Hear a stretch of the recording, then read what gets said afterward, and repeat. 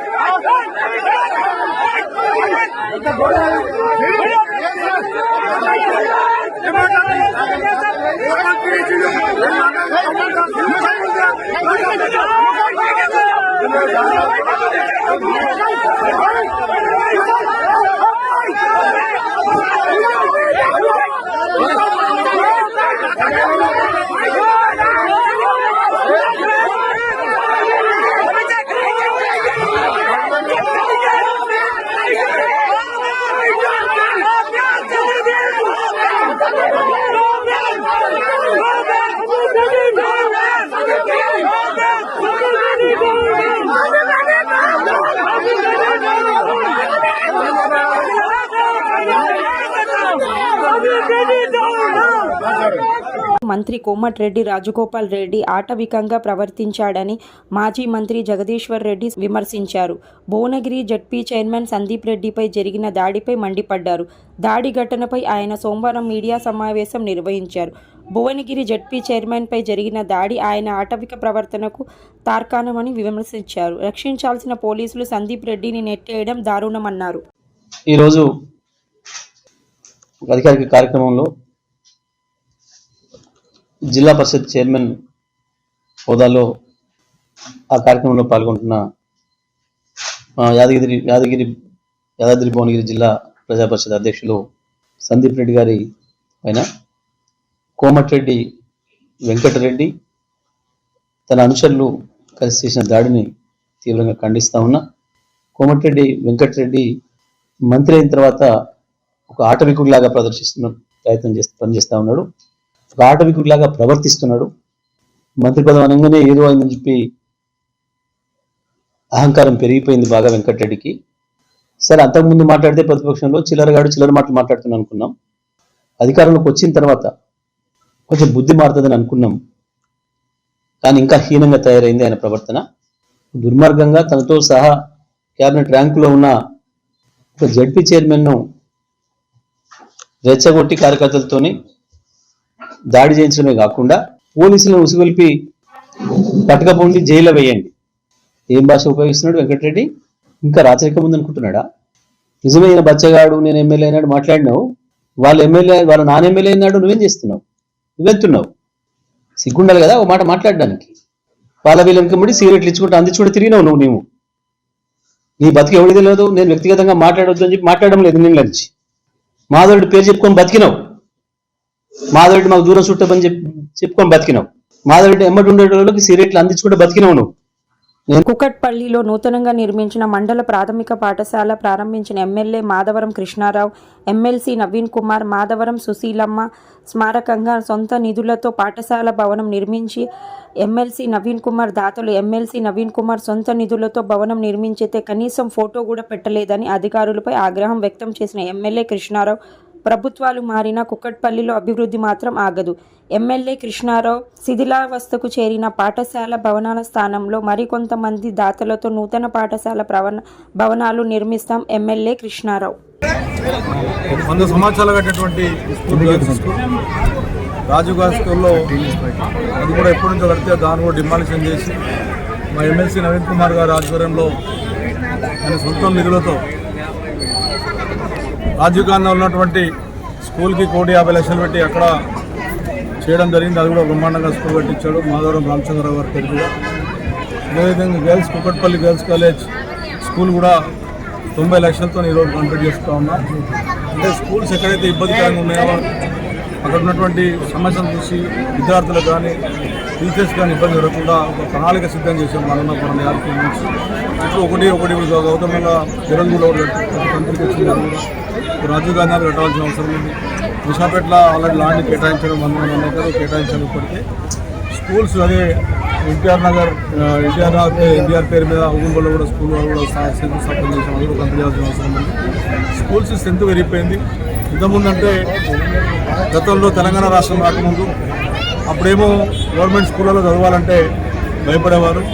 Telangana government వచ్చిన తర్వాత కేసీఆర్ గారి నాయకత్వంలో స్కూళ్ళు ఎక్కడెక్కడ స్కూల్ స్ట్రెంత్ పెంచడం, స్కూల్ బిల్డింగ్ కట్టేయడం, ఆ రకంగా విద్యార్థులు కూడా మంచి జరిగింది. కాబట్టి మొత్తం గవర్నమెంట్ స్కూల్ మీద ఈరోజు నిరుపేదలు అందరూ ఆధారపడుతూ ఉన్నారు. కాబట్టి ఈ స్కూల్స్ విస్తరణ చేసినట్టుంటే విద్యార్థులకు ఫీజులు ఎక్కువైపోయినా ఇప్పటికీ బయట చదువుదామంటే విద్యార్థులు చదువుకోవాలన్నటువంటి ఆలోచన ఉన్నప్పటికీ పైసలు లేక ఇబ్బంది పడుతున్నాం. కాబట్టి గవర్నమెంట్ స్కూళ్ళ ద్వారా మనం ఇద్దరు పెంచొచ్చిన ఆలోచనతో కార్యక్రమాలు తీసుకున్నాం. రాష్ట్ర ప్రభుత్వం కూడా దీనికి నిధులు శాంక్షన్ చేసి ఇంకా కొన్ని బిల్డింగ్స్ కట్టించవలసినటువంటి అవసరం ఉందని చెప్పి విజ్ఞప్తి చేస్తాను. ఈసారి అసెంబ్లీలో ఖచ్చితంగా ముఖ్యమంత్రి గారి దృష్టికి తీసుకెళ్ళి ఖచ్చితంగా స్కూళ్ళ మీద పర్టికులర్గా ఒక నిర్మాణం ఇచ్చి కుకట్పల్లి స్కూల్లో ఉన్నటువంటి సమస్యలన్నీ పరిష్కరించడానికి కూడా నేను రిక్వెస్ట్ చేస్తానని చెప్పి చేస్తాను. నిజామాబాద్ మార్కెట్లో పసుపు ఎండబెట్టి ఎరువులు తగ్గించి ఆర్గానిక్ పండిస్తే క్వింటాలుకు ₹20,000కు పైగానే ధర పలుకుతుందని ఎంపీ ధర్మపురి అరవింద్ అన్నారు. స్థానిక గంజ్లో పసుపు ట్రేడర్స్ కమిషన్ ఏజెంట్లతో సోమవారం సమావేశం నిర్మించారు. ఈ సందర్భంగా ఎంపీ మాట్లాడుతూ గత వారం కొత్త పసుపునకు ధర ₹7, ఎండిన వాటికి ₹13 పలికిందన్నారు. రైతులు తొందరపడొద్దని, కొమ్ములను ఎండబెట్టి మార్కెట్కు తీసుకురావాలని విజ్ఞప్తి చేశారు. అతివృష్టి అనావృష్టి ఏది జరిగినా పరిహారం అందాలంటే కేంద్రం అందిస్తున్న ఫసల్ బీమాను రాష్ట్ర ప్రభుత్వం అమలు చేయగలరు. గత ప్రభుత్వం పట్టించుకోలేదని ప్రస్తుత కాంగ్రెస్ ప్రభుత్వమైన రైతుల కోసం పాటుపడాలన్నారు. అలాగే పసుపును సంబంధించిన చిన్న తరహా పరిశ్రమలు పెట్టుకోవడానికి ట్రేడర్స్ ముందుకు రావాలని సూచించారు. గత 4 సంవత్సరాల నుంచి స్పైసెస్ బోర్డు కూడా యాక్టివ్గా పనిచేసింది. ఇప్పుడు టర్మరిక్ బోర్డు టోటల్ ప్రక్రియని టేక్ ఓవర్ చేస్తూ ఉంది. నేను మీ అందరి ద్వారా తెలియజేస్తా ఉన్న రైతులకి కొంచెం మనము మంచి పద్ధతులు అవలంబించి వ్యవసాయం మనం పసుపు పండిస్తే నెక్స్ట్ 2-3 ఇయర్స్లో ఎక్స్పోర్ట్స్ 3-4 పెరిగే పని బోర్డు చేస్తుంది. కాబట్టి మీ రేట్లు కూడా 20,000కు పైచిలకే పలుకుతాయి. దానికి పూర్తి కాన్ఫిడెన్స్ మాకుంది. మేము మీకు వాగ్దానం కూడా చేస్తున్నాం. చిన్న చిన్న చేంజెస్ చేసుకొని ఎటువంటి ఇబ్బంది లేదు. ఎక్స్పోర్ట్స్ 4 పెంచాల్సింది అని టార్గెట్ కూడా మోడీ గారు టర్మరిక్ బోర్డుకి ఇవ్వడం జరిగింది. ఇప్పుడు 1,600 జరుగుతుంది. 1,600 కోట్ల ఎక్స్పోర్ట్ జరుగుతుంది. దాన్ని 6,400 కోట్లకి అంటే 400% పెంచాల్సింది టర్మరిక్ బోర్డు టార్గెట్ కూడా దొరుకుతుంది. సో దానికి కావాల్సిన రీసెర్చ్ సెంటరు, దానికి కావాల్సిన ఇన్ఫ్రాస్ట్రక్చర్ కూడా డెవలప్ చేసే పనిలో బోర్డు ఉంటుంది. రైతులు మళ్ళా పునర్వైభవం పసుపును చూడబోతా ఉన్నారు.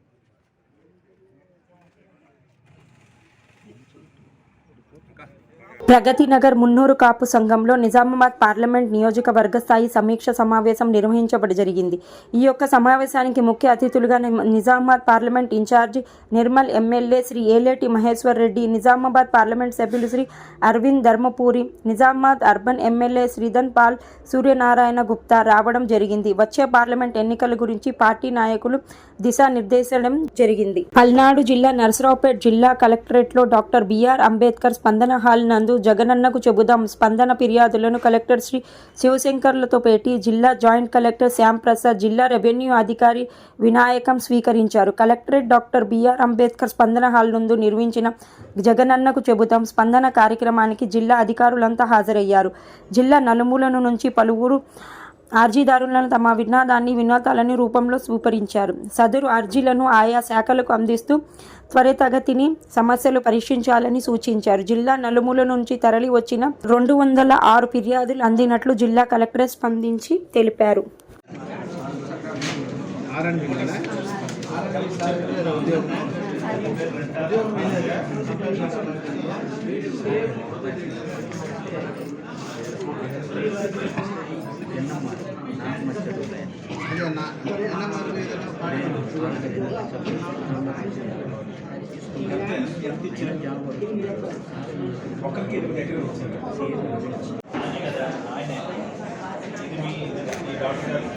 ఏపీఎస్ఆర్టీసీ ఆర్ఎంఎస్ శ్రీనివాస్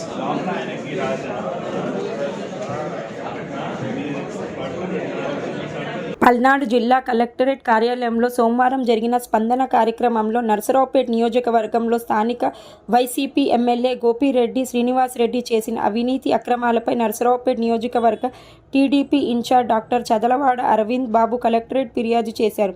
అనంతరం చదలవాడి విలేకరులతో మాట్లాడుతూ ఎమ్మెల్యే గోపిరెడ్డి శ్రీనివాసరెడ్డి అవినీతి అక్రమ సంపాదనకు అడ్డు అదుపు లేకుండా పోయిందని మీడియా ముఖంగా ప్రతిరోజు గోపిరెడ్డి శ్రీనివాసరెడ్డి హెచ్చరించారు.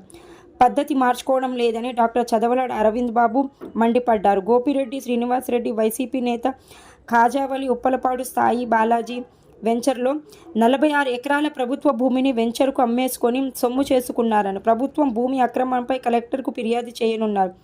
ఉప్పల్వాడ ప్రభుత్వం భూమి అన్యాయకం హైకోర్టులోని కేసు వేసి ప్రభుత్వ భూమిని కాపాడడానికి పోరాడుతున్నామని తెలిపారు. 46 ఎకరాల ప్రభుత్వ భూమిని ఎకరం 50 కోట్ల లెక్కన అమ్ముకున్నారు డాక్టర్ చదవలవాడ అరవింద్ బాబు ఆరోపించారు. చేస్తూ మరి ప్రతి వారం స్పందన కార్యక్రమానికి వచ్చి మరి ఎక్కడైతే ప్రజలకు ఇబ్బందులు ఉన్నాయో వాటిని కలెక్టర్ దృష్టి తీసుకురావడం జరుగుతుంది. మరి పోయిన వారం 2 రోజుల క్రితం మేము ఎమ్మెల్యే గారు చేసే అవినీతి కానీ దుర్మార్గాలు వీటి మీద మీడియాలో చెప్పడం జరిగింది. దాని మీద ఛాలెంజ్ చేసి మేము ఏదైతే ఆధారాలు ఉన్నాయో అన్నీ కూడా చూపిస్తామని చెప్పడం జరిగింది. మరి ఎమ్మెల్యే గోపిరెడ్డి కానీ మరి షేక్ కార్పొరేషన్ చైర్మన్ కాజావలి గారి పేరు మీద మరి ఉప్పలపాడు దగ్గర సాయి బాలాజీ సిటీ 200 ఎకరాల వెంచర్లో మరి గవర్నమెంట్ భూమి 40 ఎకరాలు ఉంది. దీని మీద మేము ఛాలెంజ్ చేసాం ఎమ్మెల్యే గారిని.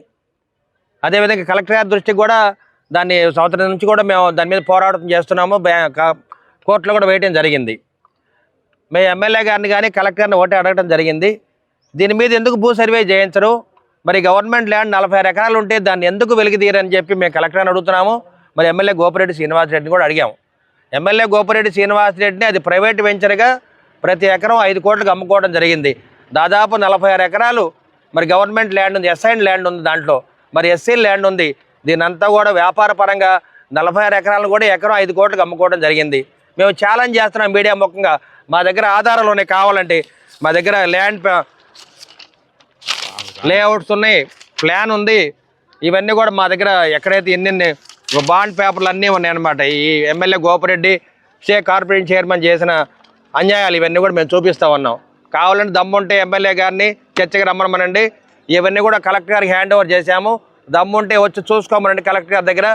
ఆయన ఎటువంటి అవినీతి చేశాడు, ఎటువంటి అన్యాయాలు చేశాడు, ఇవన్నీ మేము బయట పెట్టడం జరిగింది. అదేవిధంగా గుట్కా మీద కూడా మేము చెప్పడం జరిగింది. ఎమ్మెల్యే గోపిరెడ్డి కనుసన్నల్లోనే మరి నకరికల్ అడ్డ రోడ్డు దగ్గర 4 నుంచి 5 కోట్ల గుట్కాన్ని పట్టుకోవడం జరిగింది. ఆ పట్టుకున్న వ్యక్తి కూడా ఎమ్మెల్యే అనుచరుడు. కావాలంటే నగరికల్ పోలీస్ స్టేషన్లో కేసు కూడా వేయడం జరిగింది. అతని పేరు చెప్పడం కూడా అనవసరం ఇవాళ. అతను అనుచరుడు. అదేవిధంగా మీరు ఇక్కడ అక్రమంగా బియ్యాన్ని పట్టుకోవడం జరిగింది. వినుకొండ రోడ్లో దాదాపు 2000 క్వింటాల బియ్యాన్ని పట్టుకోవడం జరిగింది. అది పనికి ఆహార పథకం. ఇది కిలో రూపాయి బియ్యం పేద ప్రజలు వాడుకునే అక్రమ రేషన్ బియ్యాన్ని రవాణా చేస్తున్నారు. వీటిని కూడా పట్టుకోవడం జరిగింది. అతను కూడా ఇతను అనుచరుడు. దాని మీద కూడా కేసు నమోదయ్యింది. ఇంటెలిజెన్స్ డిపార్ట్మెంట్ మీరు కావాలంటే విజిలెన్స్ వాళ్ళు అడగండి. ఈ విధంగా ఎన్నో ఆధారాలు మా దగ్గర ఉన్నాయి. అదేవిధంగా గంజాయి కూడా 4 నుంచి 5 కోట్ల గంజాయిని నరసాపేటపట్నంలో పట్టుకోవడం జరిగింది. ఇది కూడా మరి ఎమ్మెల్యే గోపిరెడ్డి శ్రీనివాసరెడ్డి అనుచరులే దగ్గరుండి ఈ గంజాయి మాఫియా కూడా చేస్తూ ఉన్నారు. వీటన్నిటి కూడా ఆధారాలు ఉన్నాయి మా దగ్గర. మీడియా ముఖంగా ఇవన్నీ కూడా చూపిస్తున్నాము. మరి ఎమ్మెల్యే గోపిరెడ్డికి నిజంగా దమ్ము ధైర్యం ఉంటే ఇవన్నీ కూడా మేము కలెక్టర్ గారు హ్యాండ్ ఓవర్ చేశాము. ఒక డేట్ పెట్టండి, మేమందరం కూడా వచ్చి మరి చర్చలో కూర్చుంటాము. మీకు దమ్ము ధైర్యం ఉంటే సిటీ కేబుల్ అయినా పెట్టండి, కలెక్టర్ గారు అయినా పెట్టండి, లేదా కోటప్పకొండ దగ్గర పెట్టండి అని మేము ఛాలెంజ్ చేస్తున్నాము. మా దగ్గర అన్ని ఆధారాలు ఉన్నాయి. మీడియా ముఖంగా అన్ని తెలియజేస్తున్నాము. ఇవన్నీ కూడా దమ్ము ధైర్యం ఉంటే ఎమ్మెల్యేని గోపిరెడ్డిని బయటికి రమ్మనండి.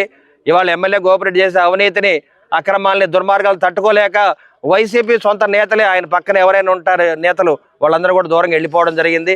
వైసీపీ కార్యకర్తలు కూడా దూరం వెళ్ళిపోయారు. ఇవాళ ఆయన కనీసం తిరుగుతున్నాడంటే కిరాయి గుండాలు దగ్గర పెట్టుకొని, పోలీసులు దగ్గర పెట్టుకొని చేస్తూ ఇవాళ వ్యాపారాలు చేస్తున్నాడు. కాబట్టి ఎమ్మెల్యే గోపిరెడ్డికి ప్రజలే బుద్ధి చెప్తారని చెప్పి మీడియా ముఖంగా తెలియజేస్తున్నాము. మేము ఒకటే గోపిరెడ్డిని హెచ్చరిస్తున్నాము. ఇన్ని అక్రమాలు చేసినా ఈ గోపిరెడ్డి శ్రీనివాసరెడ్డి 3వసారి గెలవడానికి వీల్లేదు, డకౌట్ చేస్తామని చెప్పి మీడియా ముఖంగా తెలియజేస్తున్నాం. ఆంధ్రప్రదేశ్ కాంగ్రెస్ పార్టీ పిసిసి అధ్యక్షురాలు షర్మిలమ్మను వైఎస్ఆర్ కాంగ్రెస్ పార్టీ నాయకులు విమర్శించడం సరైన పద్ధతి కాదని వినుకొండ కాంగ్రెస్ పార్టీ ఇన్ఛార్జ్ అట్లూరి విజయ్ కుమార్ తీవ్రంగా విమర్శించారు. గురువారం తమ నివాసంలో విలేకరుల సమావేశం నిర్వహించారు. మాట్లాడుతూ గుంటూరులో 26వ తారీఖు జరిగే సమావేశాన్ని జయప్రదం చేయాలని కోరారు. బాపట్ల జిల్లా, పలనాడు జిల్లా నుంచి ఎక్కువ మందిగా పాల్గొన్నటువంటి పరిస్థితుల్లో లోకల్గా ఉన్నటువంటి నాయకులకు భయం పుడితే రాజకీయాలు మానేసి కూర్చోండి, అంతేగాని షర్మిలమ్మను ఒక్క మాట మాట్లాడినా చూస్తూ ఊరుకోమని అన్నారు. యువత ఈరోజు నడిపించింది, కాంగ్రెస్ క్యాడర్ మొత్తం కూడా నడిపించింది. ప్రతి ఒక్కరు కూడా ఆంధ్రప్రదేశ్ షర్మిలమ్మకు బ్రహ్మరథం పడతామని అన్నారు.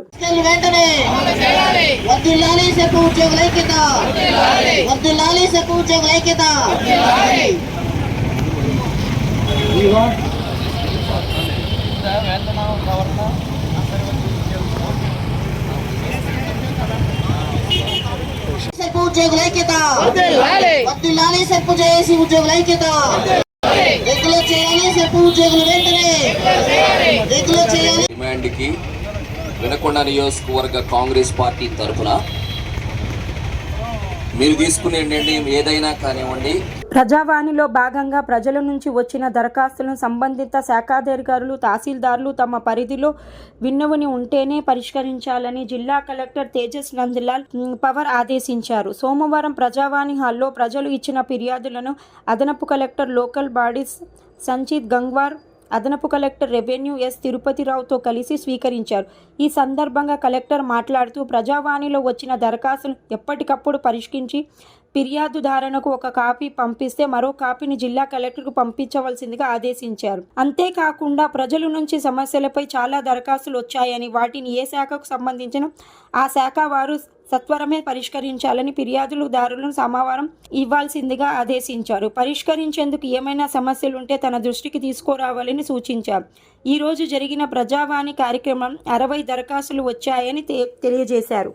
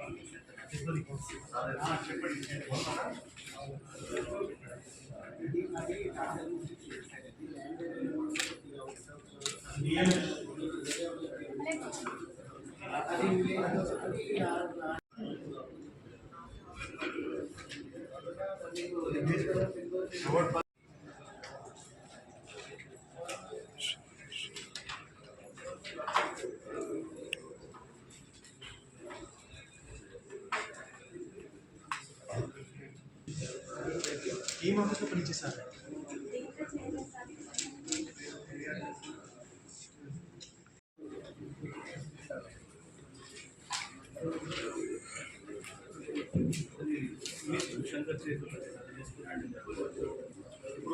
అయిపోయినవి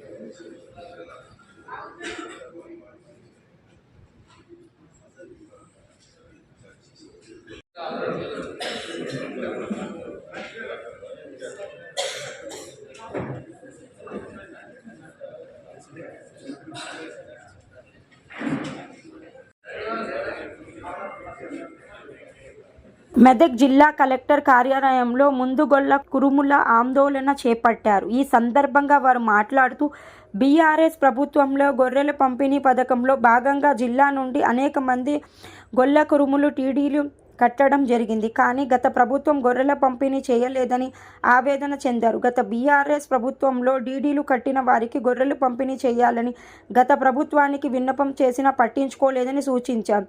మాజీ సీఎం కేసీఆర్ గొల్ల కురుములను డీడీలు కట్టించుకొని గొర్రెలు పంపిణీ చేయకుండా మోసం చేశాడని అన్నారు. వెంటనే కాంగ్రెస్ పార్టీ ప్రభుత్వం డీడీలు కట్టిన గొర్రె కురుములను న్యాయం చేయాలని పేర్కొన్నారు.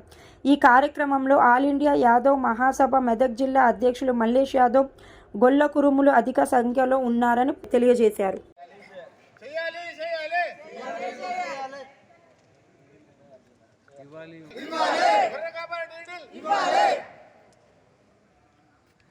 మోసం చేసిన కేసీఆర్ గారు మా యాదవులను అమాయకత్వం చూసి మమ్మల్ని మోసం చేసింది. గొర్రెల నీళ్ళు ఊళ్ళలో క్యాంపులు, ప్రతి మండలాల క్యాంపులు వేపించి అర్జెంటుగా గొర్రెలు ఇస్తామని చెప్పేసి అందరూ అర్జెంటుగా ఆశపడి మా యాదవులు బంగారాలు కుదబెట్టుకొని అప్పులు తెచ్చి అధిక వాటి ప్రైవేట్ మిత్రులు తెచ్చుకొని నానా ఇబ్బంది పడుతున్నారు. మేము ఫస్ట్ కూడా కేసీఆర్ గారు మా యాదవులను అమాయకత్వం చూసి నిండముంచింది మమ్మల్ని. ఫస్ట్ కూడా మేము ఆయనకు మాకు గొర్రెలు కావాలని చెప్పేసి మేము అర్జీ పెట్టుకోలేదు, ఆయన దరఖాస్తు చేయలేదు, ఎక్కడ కూడా అడగలేదు. ఆయన నిండు సభల యాదవులను ప్రపంచంలో ఎక్కడ ఉన్నాడు తెలంగాణలో ధనవంతులను చేస్తా, నేను కోటీశ్వరం చేస్తా అని చెప్పేసి ఆయనని మనకు లేని పోని ఆశలు పెట్టి కొంతమందికి ఫస్ట్ విడత ఇచ్చి సెకండ్ విడత ఒకవేళ 4 ఏళ్ళకోలే డీడీలు కట్టి నానా ఆశలు పడి కొంతమంది కట్టెలు చచ్చిపోయారు కూడా. వాళ్ళకు కూడా ఇంకా పైసలు వాళ్ళ కట్టె పైలు మాయమాకిస్తానే కూడా ఇబ్బంది పెడుతున్నారు. మనం గత ప్రభుత్వం మా అమాయకత్వం చూసి మా యాదవులు నిండా ముంచారు. అందుకనే మా యాదవుల గోస తలిగి ఉసురు తలిగి నాశనం అయిపోయిండు. ఇవాళ ఈ ప్రభుత్వం అన్న మా యాదవులను గుర్తించి మా యాదవులు అంటే మాట తప్పరు, మడమ దింపరు, అన్న మాట మీద లేవడం జాతి మా శ్రీకృష్ణుని వంశం మాది. ఆ జాతికి విలువిచ్చన్న ఈ కేసీఆర్ ఈ రేవంత్ రెడ్డి గారు మమ్మల్ని దయచుంచి ఈ కాంగ్రెస్ గవర్నమెంటు ఇక్కడ లోకల్ లీడర్ రోహిత్ గారు కూడా మా మీద దయ చూపించి మా సమస్యలను కేసీఆర్ మన రేవంత్ రెడ్డి గారి ముఖ్యమంత్రి రేవంత్ రెడ్డి గారి దృష్టికి తీసుకుపోయి మాకు న్యాయం చేస్తామని మేము ఆశిస్తున్నాం. ఇంక ఈ ప్రభుత్వం మీద పూర్తి నమ్మకం ఉంది మాకు. మేము కూడా మా గుసురు తలిగే ఆ ప్రభుత్వం నాశనం అయిపోయింది. ఈ ప్రభుత్వాన్ని మేము మా యాదవ్లో దీవెన కూడా బాగుంటుంది కాబట్టి మనల్ని బాగా ఉంచి మాకు ఇవాళ ఆశ పెట్టారు కాబట్టి కొంతమందికి అన్నం పెట్టి కొంతమంది పెట్టకు ఎంత కలకాలు ఉంటుందో అది కూడా ఆ కలకాల కలిగే నాశనం అయిపోయిండు. ఈ గవర్నమెంట్ అన్న మనల్ని ఆదుకొని మనల్ని యాదవ్లను ఒక కంట చూసి మనల్ని గట్టెక్కిస్తారని చెప్పి ఆశిస్తున్నాం. అర్జెంటుగా ఈడికే డీల్ లేట్ అయిపోయింది కాబట్టి ఈ కలెక్టర్ గారు వినతి పత్రం ఈడికి 2వ సారి ఇచ్చినాం, ఇది 3వ సారి కలెక్టర్ దగ్గరికి వచ్చినాం. కలెక్టర్ గారు కానీ ఇక్కడ పాలక వర్గం అందరూ కూడా మా మీద దయించి రేవంత్ గారు సీఎం దృష్టి తీసుకెళ్లి మా సమస్యలు తీస్తామని ఆశిస్తున్నాం. జై రేవంత్ రెడ్డి గారు.